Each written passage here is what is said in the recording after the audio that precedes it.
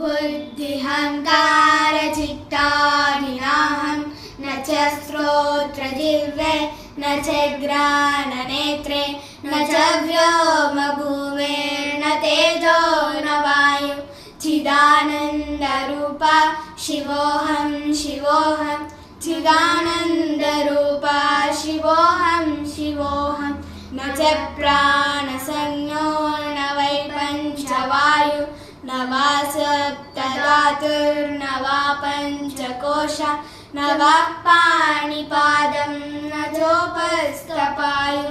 चिदानन्दरूपा शिवोऽहं शिवोऽहं चिदानन्दरूपा